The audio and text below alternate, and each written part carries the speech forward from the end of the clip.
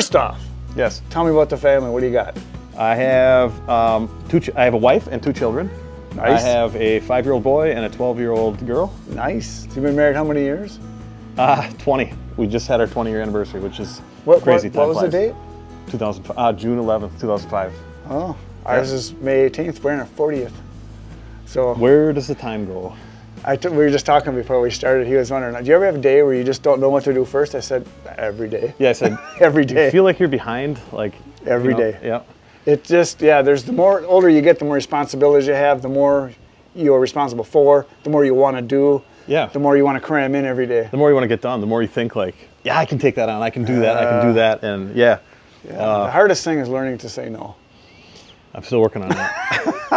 I'm so glad to know that it doesn't get better though. That's what made me happy. Thanks. It's just a fact. Just a fact. If Yeah. you want to get anywhere, you can't sit in one spot. That's good. Yeah, true. And that's what a lot of people try to do. They try to take it easy, and then nothing happens. Yeah. So stay active. You're a man in motion. So that's the way you want to be. Yeah. First thing I want to know: what was your first chainsaw you ever had or used? Ooh, first chainsaw I ever used. And how old? All that good stuff. Honestly, I didn't do much of anything with chainsaw or anything like that probably until I was, I'm trying to think of days. I'm adding up the years here. I would have been 28, no, 25 years old, 26 years old, probably 26 years old. Yeah, I didn't know anything about chainsaws until probably about then. And I might have used my dad's 028 steel. That was like, that was a present from my mom to him. I remember that. Oh, cool. And he still has that saw and it No, still runs kidding. awesome, yeah. But So that's going to be yours someday. You got a brother to fight for it. I should know. I have sisters, so they couldn't care less about the chainsaw. But yeah, then like my actual like first chainsaw that I would have like bought or owned was a Johnsford 2152, Oh, okay. probably around 2010.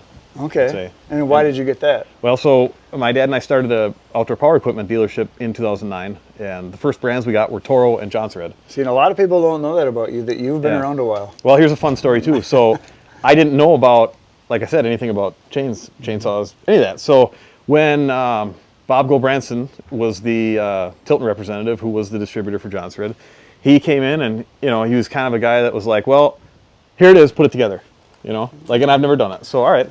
So I put the chainsaw together. I'm all happy. I'm all proud of it. Yeah. He looks at me and he looks at the chainsaw and he's like, That chain was in backwards. yes, sir.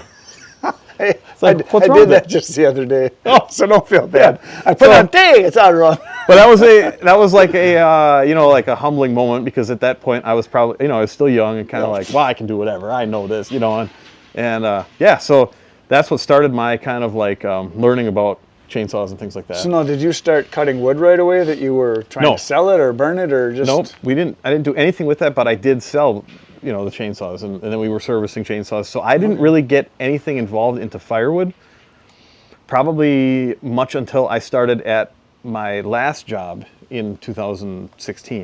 And that was with Metza. Yes, when